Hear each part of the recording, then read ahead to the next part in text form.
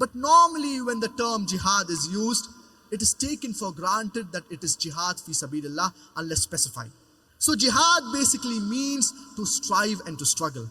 For example, striving and struggle against one's own evil inclination, striving and struggling against oppression. One type of jihad is qital, that is fighting in the way of Allah subhanahu wa ta'ala. But jihad does not basically mean a war. Jihad basically means to strive. It means to struggle. Many non-Muslims, including many so-called Muslim scholars, inverted commas, they translate this word jihad as holy war.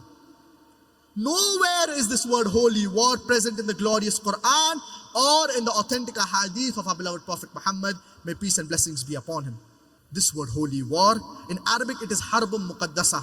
Nowhere is this word harbun muqaddasa present in the glorious Quran or in any authentic hadith of our beloved Prophet Muhammad, may peace and blessings be upon him. This word holy war, it was first used to describe the Christian crusaders, the crusades who spread Christianity at the point of the sword. So jihad does not basically mean a war. Jihad basically means to strive and struggle.